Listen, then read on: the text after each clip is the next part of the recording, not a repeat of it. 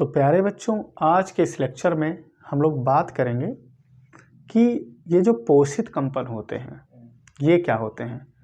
तो देखो, आपने देखा होगा कि चलो इसके लिए हम घर का एग्जाम्पल लेते हैं। घड़ी आपने देखी होगी जिसमें एक बॉब यानी कि पेंडुलम हम कहेंगे लटका रहता है, जो घंटा मारती है 12 बजने पर या एक घंटे के बाद में हम कहेंगे अलार्म के तौर पे वो घंटा लगाती हैं, ताकि आपको पता चले कि अब इस समय कितना टाइम हुआ होगा। अक्सर कर कुछ समय पहले जो घड़ियां चलती थी उनमें 12 बजे फिक्स था कि वो टन टन 2-4 बार बोलेगी। तो वो जिस समय हिली तो थोड़ी देर तक हिलती रहती है, फिर उसके बाद में वो घंटा अपनी विराम अवस्था में या कहो माध्य अवस्था में आ जाता है। तो लेकिन अगर आपको उसे बराबर हिलाना है तो अगर हम उसको बाहर से कुछ एनर्जी प्रोवाइड करवा दें तो वो जो घंटा है वो लगातार इस प्रकार से हिलता रहेगा।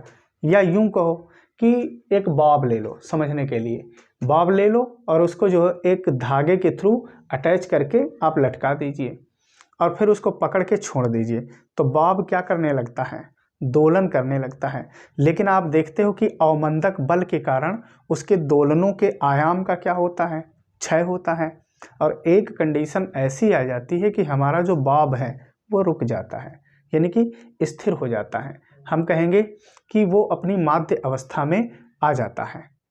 अब एक काम करिए, उसको पकड़ के तुमने छोड़ा तो देखोगे वो मान लिया पहली कंडीशन में जब पकड़ के छोड़ा 5 सेंटीमीटर आया, अगली कंडीशन में वो 4.9 भले रहे चाहे 4.95 रहे, लेकिन कुछ ना कुछ आयाम घटेगा। अब जितना आयाम उसका घटा, किसी बाह्य स्रोत से उसको इस प्रकार से ऊर्जा प्रोवाइड करवा दो कि वो उसका आयाम घटने न पाए, तो उसके जो कंपन हैं वो बने रहेंगे, जितने कंपन थे उतने लगातार बने रहेंगे और वो काम करता रहेगा। अब जैसे समझने के लिए, मान लिया वो कंपन कर रहा है तो जितना आयाम घटा, कुछ तुमने ऐसा सिस्टम लगाया कि उस पर वो थोड़ा सा बाहर से क्या लगा देता है, बल लगा देता है, तो कंपनों का जो आयाम है वो बना रहेगा। तो इस प्रकार के जो कंपन होंगे इसे हम क्या कहेंगे, पोषित कंपन। तो अब जो है इसे डिफिनेशन के तौर पर हम कैसे कहेंगे कि अगर कोई वस्तु कंपन कर रही है और उसके कंपनों को बनाए रखने के लिए अगर हम किसी बाह्य अनावर्ती स्रोत से ऊर्जा दे दें तो उसके कंपनों का जो आयाम है वो बना रहेगा। तो इसी को हम क्या कहेंगे, पोषित कंपन कहेंगे। आइए देखते हैं हमने डिफिनेशन में इसे किस प्रकार से समझाया है।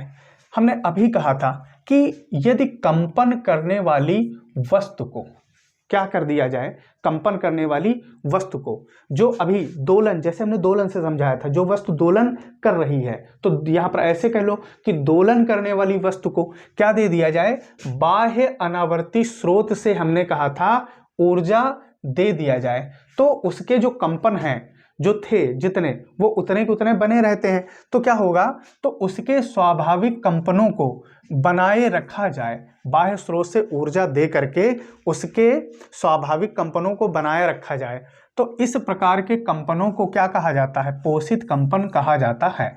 तो इस प्रकार हम क्या कहेंगे पोषित कंपन के लिए कि यदि कंपन करने वाली वस्तु को किसी बाह्य अनावर्ती स्रोत से ऊर्जा देकर उसके स्वाभाविक कंपनों को बनाए रखा जाए तो वस्तु के इस प्रकार के कंपनों को हम क्या कहते हैं, पोषित कंपन कहते हैं। जैसे विद्युत पोषित स्वरित्र द्विभुज या फिर गायक ज्वाला आदि के जो कंपन होते हैं, इनमें किस प्रकार के कंपन होते हैं, इनमें पोषित कंपन होते हैं।